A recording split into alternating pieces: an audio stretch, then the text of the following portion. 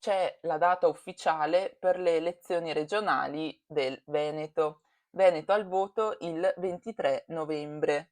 Mancano quindi poco più di 2 mesi. Oggi infatti è il 19 settembre. Buongiorno da Irene Dalmas e benvenuti nella rassegna stampa a cura dei giornalisti dell'Amico del Popolo.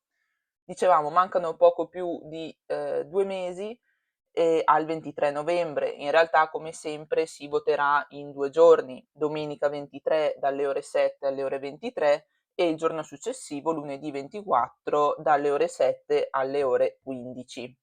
Sono tutte informazioni queste che nelle prossime settimane sentiremo e sentirete più e più volte, ma che sono importanti, come ha ricordato, sottolineato il presidente uscente Luca Zaia, che ha lanciato l'appello "Andate tutti a votare".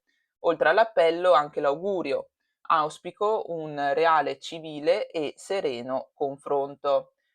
Fratelli d'Italia, ora dobbiamo scegliere un candidato. La Lega risponde: il nome è Stefani. Il PD invece: noi pronti. Infatti ricordiamo che mentre per il centrosinistra il nome c'è già ed è quello dell'ex sindaco di Treviso Giovanni Manildo, per il centrodestra ancora non c'è il nome ufficiale. La notizia ovviamente trova spazio anche nel Corriere delle Alpi, ufficiale, Veneto al voto, fra 2 mesi, Zaia firma, parte già il toto assessori. E qui nella fotografia, poi nelle pagine interne viene proposta in dimensioni più grandi, Luca Zaia mentre annuncia il voto delle regionali. Restiamo qui nel Corriere delle Alpi perché qui sotto, a destra del titolo principale che poi approfondiremo, c'è un'altra triste notizia di cronaca: una nuova morte in montagna dopo quella di ieri l'altro di Franco Gaspari, di cui si parla qui sotto. Questa volta siamo nella Val di Zoldo, tragedia, escursionista tedesco muore dopo un volo di 100 metri. La discesa ripida del Troi delle Calade, che dalla Forcella porta verso il Bosco Nero, è stata fatale per un escursionista tedesco di 68 anni. È precipitato proprio nel punto più esposto, il più difficile da superare. E ne scrive contento a pagina 33. Quindi ci spostiamo un attimo all'interno per capirne di più. Muore precipitando dal Troi delle Calade, seconda tragedia in montagna in 2 giorni. La discesa ripida su quel Troi delle Calade che dalla Forcella porta verso il Bosco Nero gli è stata fatale. VZ, tedesco di 68 anni, è precipitato proprio nel punto più esposto, il più difficile da superare, un salto di un centinaio di metri che non gli ha dato scampo. E andando avanti ancora nell'articolo, forse si è sentito male oppure ha messo male un piede ed ha perso l'equilibrio. Chi era con lui non esclude un malore alla base di questa tragedia. Seconda tragedia in montagna nell'arco di 2 giorni, dicevamo, dopo il tragico incidente costato la vita mercoledì a Franco Gaspari sulle Tre Cime. E visto che ne stiamo parlando, giriamo pagina e troviamo un altro articolo dedicato: Gaspari caduto per un malore, oggi l'addio. Nulla osta della procura alla sepoltura della guida alpina. L'ultimo saluto fissato alle ore 15 nella basilica di Cortina. E qui, oltre alla fotografia della guida alpina, trovate un grafico con la ricostruzione dell'incidente. Troppo esperto per cadere in quella maniera. Il giorno dopo la disgrazia, sulla via normale della Cima Grande di Lavaredo, la tesi prevalente è sempre quella del malore, che avrebbe colpito la guida alpina Franco Gaspari facendolo precipitare. La Procura della Repubblica di Belluno non ha disposto l'autopsia sulla salma del 64enne ampezzano, concedendo il nulla osta alla sepoltura, e i funerali sono già stati fissati per oggi alle 15 nella Basilica di Cortina. e visto che, ci siamo, rimaniamo, nella, parte alta della provincia ancora un po', perché da qui arrivano, 2 notizie importanti. La prima, come, vi avevo accennato, è quella che il Corriere delle Alpi mette come, titolone della prima pagina: "Frana Alverà, tutti, assolti".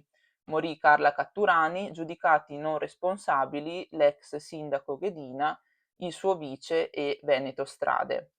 Frana di Alverà non ci sono colpevoli per la morte di Carla Catturani, assoluzione con formula piena perché il fatto non costituisce reato per l'ex sindaco di Cortina, Gian Pietro Ghedina, e il suo ex vice sindaco Luigi Alverà per omicidio colposo e per la dirigente di Veneto Strade Lara Stefani per omicidio stradale.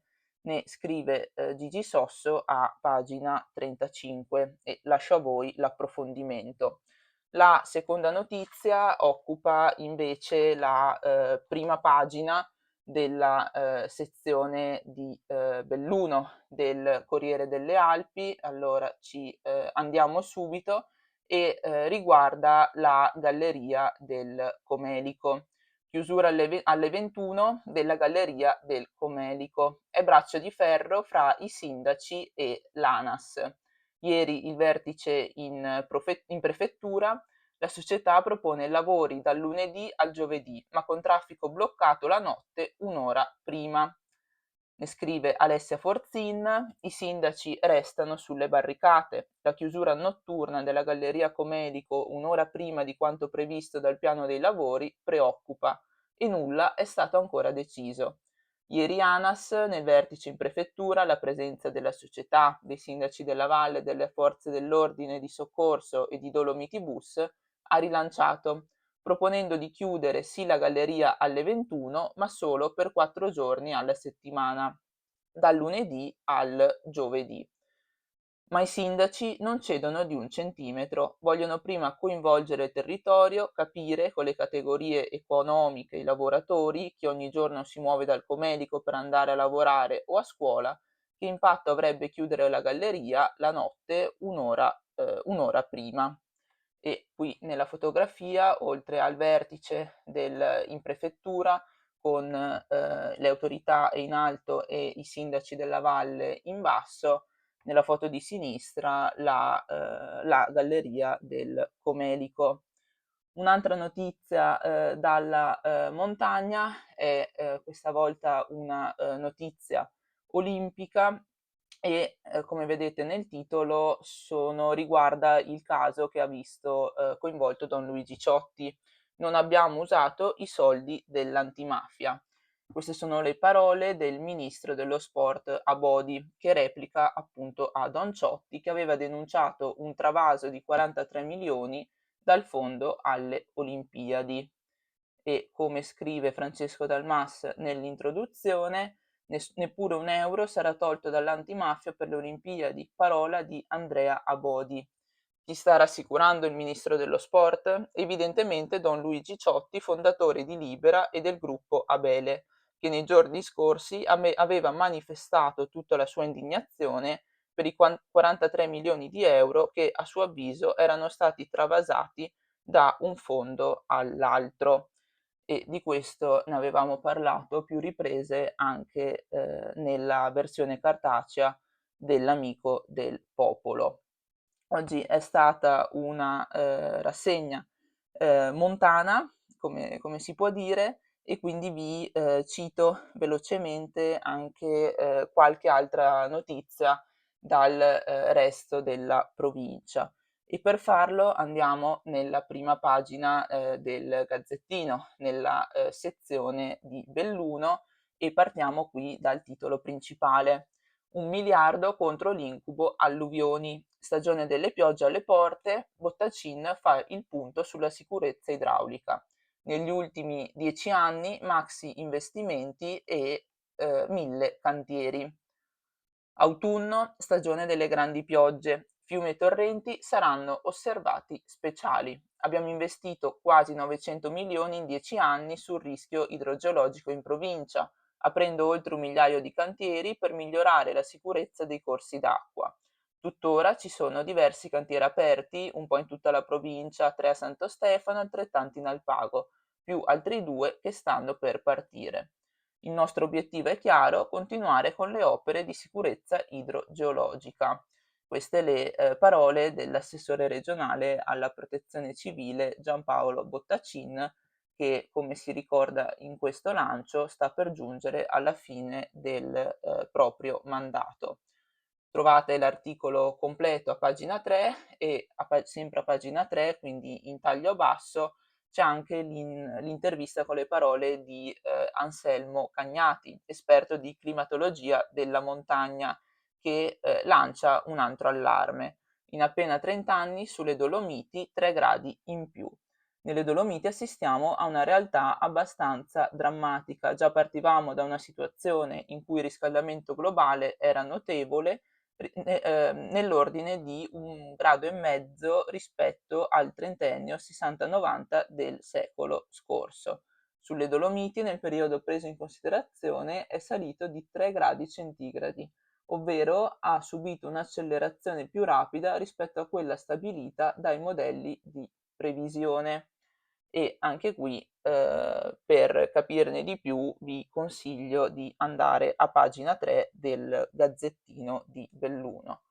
La fotografia che troviamo in centro ci introduce a un'altra tematica. Comprare casa a Belluno? Un vero affare. Il report in provincia i prezzi più sostenibili del Veneto. Acquistare casa incide solo sul 23% del reddito ed è un approfondimento a cura di Moranduzzo che troviamo a pagina 5. Vi faccio vedere l'articolo completo. È qui l'oasi dei costi sostenibili. Acquistare una casa si può. A Belluno le famiglie impegnano solo il 23% del reddito, a Venezia si sale, pensate, al 54%. Poi ci sono le parole del presidente di Ance Belluno, Paolo De Cian: zona attrattiva, ma è indispensabile migliorare la viabilità. Di Belluno abbiamo detto, e quindi vediamo quali notizie arrivano da Feltre e dal Feltrino. Sono principalmente due, infatti qui sul Gazzettino, oltre a parlare dei corsi organizzati dal Rotary, che sono partiti mercoledì al santuario di San Vittore e vedono la partecipazione di 30 giovani, li vedete qui nella fotografia. Sul Gazzettino, dicevamo, si parla del debutto della festa del fagiolo di Lamon, che inizia oggi e andrà avanti fino a domenica. Festa del fagiolo al debutto, gli unici assenti sono i legumi. I campi sono stati attaccati dagli affidi alati, né prodotto secco e neppure fresco.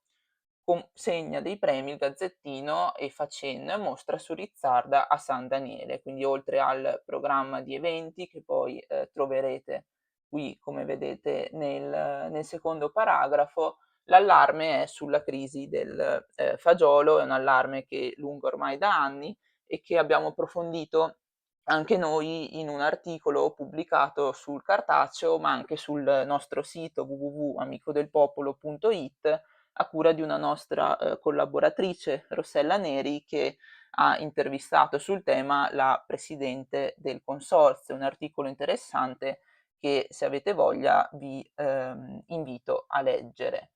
Sempre da Feltre, invece, il Corriere delle Alpi dà voce alla richiesta di chiarimenti da parte del comitato Respira Feltre e del Partito Democratico, richiesta di chiarimenti sulle emissioni della fonderia Idro.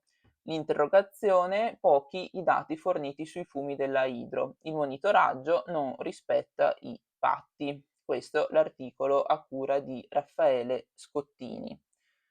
Noi invece concludiamo con un sorriso e per farlo torniamo nella prima pagina del Corriere delle Alpi. Il sorriso è quello di questi bambini, piccoli rugbyisti, che, ieri a Villa Montalban hanno avuto l'opportunità di giocare con dei, miti del rugby italiano. I bambini a lezione di rugby dai fratelli Bergamasco. I giovanissimi del Belluno si divertono a placare Mirko Bergamasco nell'allenamento di ieri. 2 ex giocatori, azzurri, stelle del rugby, ospiti delle giovanili del Belluno a Villa Montalban. E con questa, fotografia direi che possiamo concludere il nostro appuntamento quotidiano con la, rassegna stampa. Vi ricordo che ci troverete sempre qui anche domani mattina con, le notizie della, giornata. Vi auguro un buon venerdì e vi ringrazio per l'ascolto.